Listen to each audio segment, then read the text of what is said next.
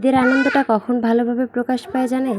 যখন পরিবারের সবাই কাছে থাকে, বাবা মা ভাই বোন আত্মীয় স্বজন পাড়া প্রতিবেশী সকলকে নিয়ে হাসি মুখে ঈদের দিনটা কাটানো যায়। আলহামদুলিল্লাহ, এবারের ঈদটা আমিও অনেক হাসি খুশি আনন্দের সাথে কাটাতে পেরেছি, কারণ আমি সকলকে পাশে পেয়েছি। সকলের মুখে কম হলেও একটু হলেও হাসি ফোটাতে পেরেছি আমি, তাদের হাসির কারণটা একটু হলেও আমি, তাই অনেক আনন্দ লাগতেছে। আসসালামু আলাইকুম অ্যান্ড হ্যালো এভরিওয়ান, সবাই কেমন আছেন? আশা করি আলহামদুলিল্লাহ ভালো আছেন। আমিও আপনাদের দোয়ায় আলহামদুলিল্লাহ অনেক ভালো আছি। ঈদের দিন বাসা থেকে সেভাবে বের হতে পারিনি, কারণ অনেক ক্লান্ত ছিলাম। ঘুমাতে ঘুমাতেই আমার ঈদের দিনটা পার হয়ে গিয়েছিল। যদিও বিকালে একটু ঘুরতে বের হয়েছিলাম। ঈদের পরের দিন কাকার বাসাতে গিয়েছিলাম, সো তারা বলেছিল যে আপু আমাদের নিয়ে ঘুরতে যাবা না, সো তাদের নিয়ে ঘুরতে বের হয়ে গেলাম। ভাইয়া ভাবি আর আমি সাথে আমার চাচাতো বোনদের নিয়ে আমরা যাচ্ছিলাম মেলায়।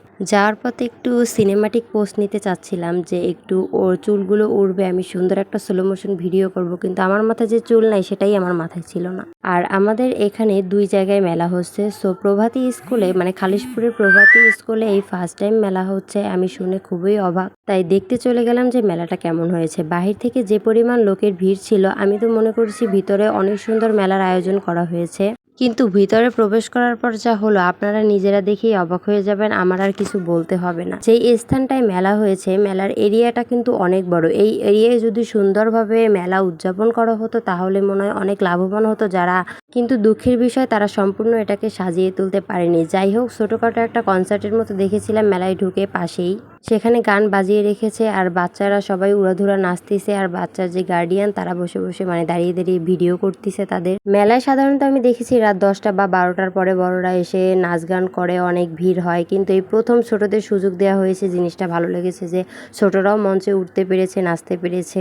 আগে আমি মেলায় মূলত যেতাম যে ছোট ছোট শখের হাড়ি, মাটির অনেক কিছু থাকে, সেগুলো কিনে আনার জন্য, কিন্তু এবার গিয়ে আমি সেই দোকান খুঁজেছি, কোথাও দোকান খুঁজে পাইনি। কিন্তু এখানে বাচ্চাদের জন্য অনেক কিছু ছিল, মানে মেলাটা মেবি বাচ্চাদের জন্যই করা। এই যে যত ধরনের আইটেম দেখতেছেন সবই বাচ্চাদের।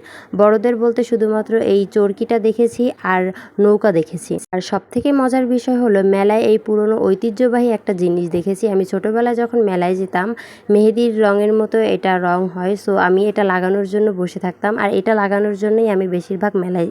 বড় হওয়ার পর আমি তেমন মেলা দেখিনি, সো আজকে গেলাম, যাওয়ার পরে এটা দেখতে পেয়ে আমার তো খুবই ভালো লাগলো। দেন আমি লাগানোর জন্য বসেও পড়লাম।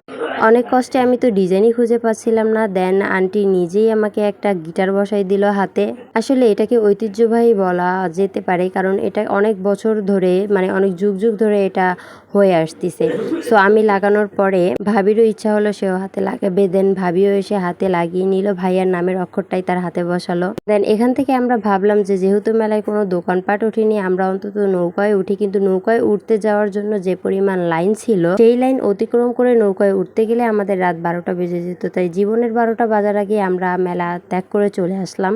মেলায় মূলত এই ফুল আর কয়েকটা খাবারের দোকান ছাড়া কোনো স্টলই ছিল না। স্টলের মতো অনেকগুলো করা, বাট কোনো স্টলই সেভাবে খোলা হয়নি। এটা মনে হয় নববর্ষের পরে বা আজকের পর থেকে সুন্দর করে উঠাতে পারে। যাই হোক, আমরা খুব কষ্ট পাচ্ছিলাম, তো আমার বোনদের অবস্থা দেখেই বুঝেছিলেন, কারণ তারা অনেক আশা নিয়ে মেলায় গিয়েছিল, মেলায় অনেক কিছু কেনাকাটা করবে, অনেক আনন্দ করবে, কিন্তু সেই আনন্দটা আর তারা পায়নি। যাই হোক, আমি বলেছি তোমরা মন খারাপ করো না, আমি তোমাদের ফুচকা খাওয়াবো। দেন ওদের ফুচকা খাওয়াতে আমি চিত্রালী বাজারে নিয়ে আসলাম। আর এই যে আমাদের ছোট ক্ষুদ্র শিশু, সে তো খুবই কষ্টে শোকাহত।